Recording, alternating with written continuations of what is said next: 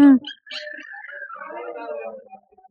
Hi viewers, అందరికి welcome friends. మన channel కి స్వాగతం friends. Mumbai Indians versus Gujarat Titans మధ్య మ్యాచ్ లో మొత్తానికి ముంబై ఇండియన్స్ 4 ఓటముల తర్వాత మంచి విజయాన్ని అయితే నమోదు చేసుకుంది. సో మరి ముంబై ఇండియన్స్ లో భాగంగా తిలక్ వర్మ ఒక్క సెంచరీ చేయడం వల్ల పలు రికార్డులు కూడా క్రియేట్ అయ్యాయి. సో చాలా వరకు హోంవర్క్ అయితే హార్డ్ వర్క్ అయితే చేసుకొని వచ్చింది కాబట్టి సో మ్యాచ్ ఎలా సాగింది ఏంటి అనేది మనం వివరాలకు వెళ్ళిపోదాం. ఏమాత్రం లేట్ చేయకుండా so let's move into the topic. Hi hello we were అందరికీ వెల్కమ్ ఫ్రెండ్స్. మన ఛానల్కి స్వాగతం. మా ఛానల్లో మీకు కనుక వీడియోస్ నచ్చితే లైక్ చేయండి, షేర్ చేయండి, కామెంట్ చేయండి మరియు సబ్స్క్రైబ్ చేయండి. మరిన్ని నోటిఫికేషన్స్ కోసం పక్కనే ఉన్న బెల్ ఐకాన్ని ఆల్ పైన ట్యాప్ చేయండి. ఆల్ పైన ట్యాప్ చేయడం ద్వారా మేము చేసే ప్రతి వీడియోలని, తాజా వీడియోలని నోటిఫికేషన్లో పొందగలరు.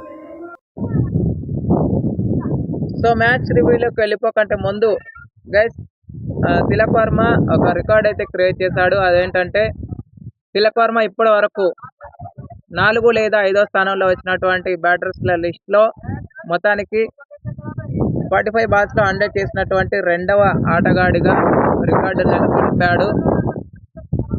తనతో పాటు అంతకంటే ముందు 2008లో సిఎస్కే తరఫున ఇదే 45 బాల్స్లో 100 చేసినటువంటి సంథింగ్ బ్యాటర్ నేమ్ నాకు గుర్తులేదు గైస్, సారీ.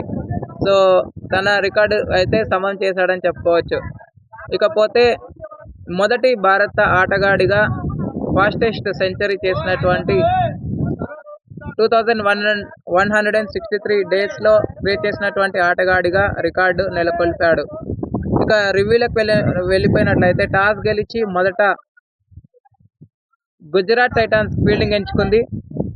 సో ఆరంభంలోనే మంచి స్టార్ట్ అయితే వచ్చింది, పై దగ్గర పడింది. కానీ డేనిష్ మల్వార్ మాత్రం ఆకట్టుకోలేకపోయాడు. రైల్ రికల్టన్కి రీప్లేస్మెంట్గా వచ్చాడు. 2 runs ఈ సీజన్ అవుట్ అయిన తర్వాత వికెట్లు వరుస క్రమంలో పడుతూనే వచ్చాయి.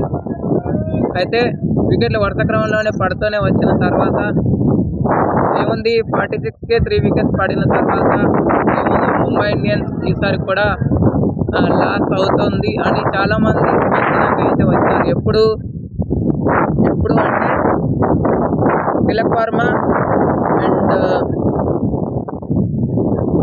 నమందీర్ వీళ్ళిద్దరి యొక్క పార్ట్నర్షిప్ బ్రేక్ అయిన తర్వాత 96 దగ్గర వీళ్ళిద్దరి యొక్క పార్ట్నర్షిప్ అయితే బ్రేక్ అయింది. 96 దగ్గర అంటే దగ్గర ఒక 50+ పార్ట్నర్షిప్ అయితే వచ్చింది. 50+ పార్ట్నర్షిప్ అయితే వచ్చింది. ఆ తర్వాత ఏముందిలే ఇంకా సర్దేసుకోవచ్చు అనుకున్నారు. కానీ తిలక్ వర్మని మెచ్చుకోవాలి గైస్, ఎందుకంటే ఫస్ట్ 20+ బాల్స్లో 19 runs అయితే తను చేసింది. మెరిట్ ఆఫ్ ద బాల్ అయితే ఆడుతూ వెళ్ళిపోయాడు ఇన్నింగ్స్ని. స్ట్రాటజీ టైం అవుట్ వచ్చింది, హార్దిక్ పాండ్యా డిస్కషన్ జరిగింది. హార్దిక్ పాండ్యా దగ్గర నుంచి డిస్కషన్ జరిగిన తర్వాత 23 బాల్స్లో 83 runs అయితే చేయడం జరిగింది. 83 runs చేసిన తర్వాత 100 కూడా నమోదు చేయడం జరిగింది. ఈ సీజన్లో నమోదైనటువంటి 3వ 100 అని చెప్పుకోవచ్చు. బట్ తిలక్ వర్మకి made in 100 in IPL cricket హిస్టరీలో. సో మంచి 100 అయితే నమోదు చేశాడు. తత్ఫలితంగా 200 runs అయితే స్కోర్ అయితే ఇవ్వగలిగారు. ఎవరికి? గుజరాత్ టైటాన్స్కి.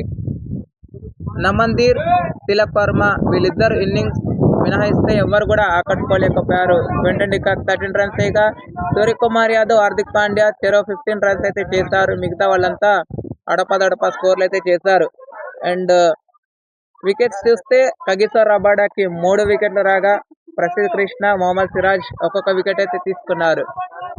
అనంతరం లక్ష్య ఛేదను ఆరంభించిన గుజరాత్ టైటాన్స్కి మాత్రం ఆదిలోనే గట్టి ఎదురుదెబ్బ. 114 బంతుల తర్వాత మొదటి బాల్లోనే మొదటి వికెట్ తీసుకున్నాడు జస్ప్రీత్ బుమ్రా. సాయి సుదర్శన్ డ్రైవ్ ఆడబోయిన బాల్ పాయింట్లో దొరికిపోయాడు. గోల్డెన్ డక్గా వెనుదిరిగిన తర్వాత సో మంచి ఆరంభం దొరికింది అని చెప్పడానికి లేదు గైస్, ఎందుకంటే 40 దగ్గర సెకండ్ వికెట్ పడింది. అక్కడ నుంచి రెగ్యులర్ ఇంటర్వెల్స్లో వికెట్స్ కోల్పోతూనే వచ్చారు వాళ్ళు. దాంట్లో వాషింగ్టన్ సుందర్ మాత్రమే 25 runs స్కోర్ చేశాడు అంతే. ఎవ్వరు కూడా రాణించలేకపోయారు. శుభ్మన్ గిల్ 14 రన్స్ చేశాడు. ఇంకా ఎప్పుడైతే మ్యాచ్ ఎక్కడ మొమెంటం ముంబై ఇండియన్స్ పూర్తిగా వచ్చింది అంటే మిచ్ శాంట్నర్ ఒకే ఓవర్లో 2 వికెట్లు తీసుకున్నాడు.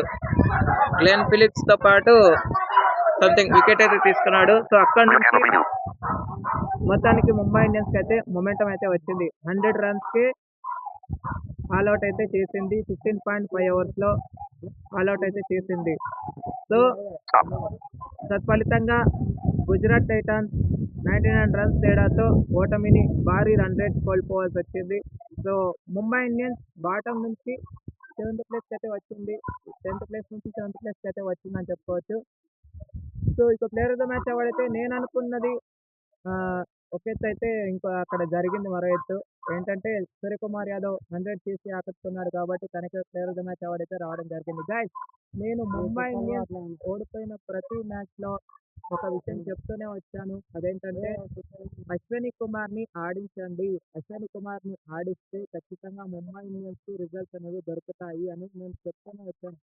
సో తత్ఫలితంగా ఆయన మొత్తానికి ఫస్ట్ ఇన్ఫాక్ట్ ఆఫ్ గా తీసుకున్నారు. ఇన్ఫాక్ట్ ఆఫ్ గా తీసుకున్న దానికి నిర్ణయం చేశారు 4/24. సో ముంబై ఇండియన్స్ నుంచి వికెట్ చూస్తే అశ్విని కుమార్ కి 4 వికెట్లు అండ్ మిచ్ శాంట్నర్ కి 2 వికెట్లు, గగన్ సర్ కి 2 వికెట్లు, హార్దిక్ పాండ్యా, జస్ప్రీత్ బుమ్రా ఇలా ఒక్కొక్క వికెట్ అయితే తీసుకున్నారు. ఫ్రెండ్స్, అప్డేట్ కోసం కొన్ని సబ్స్క్రైబ్ చేయాలి. సెలవు. నమస్కారం.